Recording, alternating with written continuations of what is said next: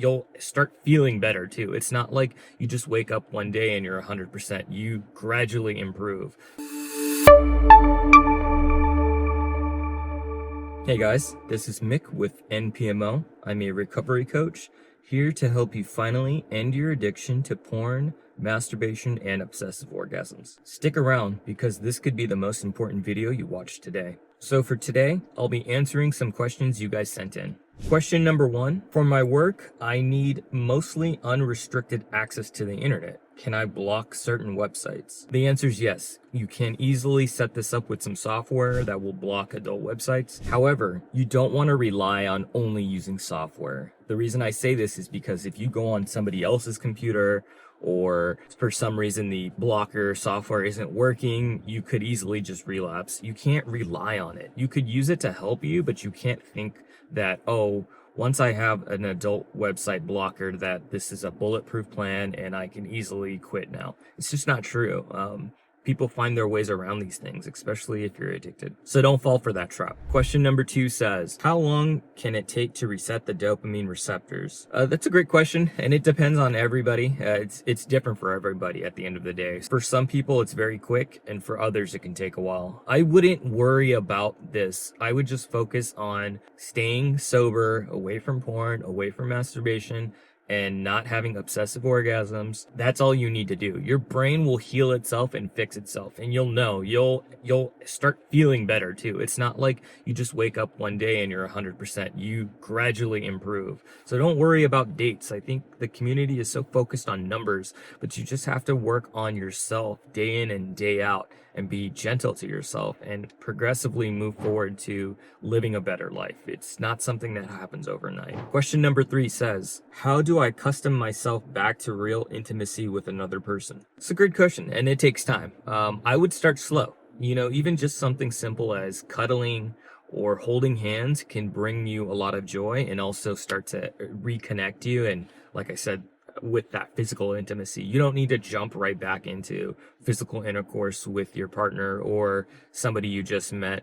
You can start slow. You can enjoy just walking in the park holding hands, and that might be a lot for you because you've spent so much time just behind the screen that you thoroughly enjoy. You may just enjoy walking in the park holding hands or cuddling at night, watching TV together. Anything simple. You don't need to go in all the way. You can just enjoy each other slowly, gradually, and eventually you'll prefer the physical intimacy over a screen. The next question says, I don't have too many hobbies. Do you have any decent or effective suggestions? Yeah, so this is another thing that depends on you. It's going to be different for everybody. Some people like fishing. That's not something I would ever do. It doesn't excite me. I have zero interest in that. However, one thing I will suggest is that you try to go back in your memory bank and remember the things you liked as a child, or things that you used to do as a kid, and to try them again. And it doesn't mean like you have to go all the way in, but just sort of reminiscing and doing something from your past. I feel like you can enjoy a lot of like nostalgic material. For example, when I was younger, I used to be really into magic. I used to take magic lessons, and I thought I was going to be a magician, or no, I wanted to be a magician. I liked doing magic. So I remember in one of my years of recovery, I went back and I ordered some magic tricks from Amazon, and I just spent a couple days kind of just going through some magic tricks with cards and some gadgets or whatever, and it made me feel good. And that's kind of where I'm getting at with this, is that your hobbies don't have to be something extreme. You don't have to join a team. You don't have to be all in, is what I'm saying. But just try to go back, think about the things you used to enjoy, whether it was card collecting or riding your bike or going to the movies with your friends, whatever it was. Just start to look back at the things you used to enjoy thoroughly before this addiction took over your life. Because there's a lot of things you used to do before porn that you really enjoyed. And those are the things you need to do just a little bit to kind of get your brain flowing with some feel good chemicals, that just to get your brain flowing with some feel-good chemicals, that's all. The next question says, how did it feel to receive help? Oh, it was amazing. I still remember the first day I asked for help. Actually, I was terrified.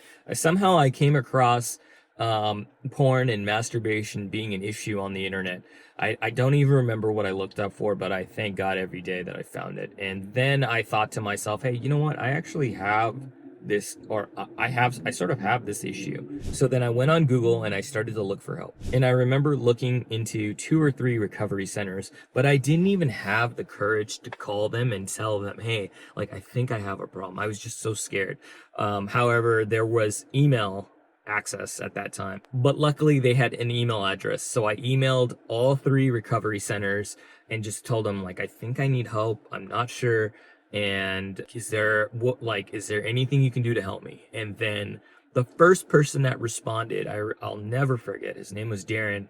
And he responded back in an email, lengthy, like gave me 2 or 3 paragraphs and just made me feel safe and that I wasn't alone and that there was help. So just to answer that question, how did I feel? I felt amazing. I felt so grateful. I felt so happy that there was something I could do to fix this. And if you're watching this video, like, I want to remind you that help is possible. Don't feel like you're stuck with this forever, because it's not true. You can get out of this. So yeah, that's pretty much it. You know, I really wish I could tell you like some magic bullet trick that you could just end this, but it takes a long time and it takes a lot of effort, but you're worth it. And the benefits of life being sober, not looking at porn, not masturbating, not having obsessive orgasms is amazing. Your life will be so fulfilling. Trust me, life gets so much better without this stuff. And remember, like, every step you take will bring you closer. Even just watching this video is actually helping you get closer to your goals. Check out my other content for more information. Be sure to like this video, subscribe, and leave a comment below. If you're interested in more recovery help, send me a DM on Instagram at ENDPMO. Just remember, you're here for a reason. This isn't an accident. You didn't stumble across this video. You're here for a reason. You really want to quit, man. And I encourage you, please don't give up on yourself. Okay? Keep going. It does get better. Hang in there. Peace.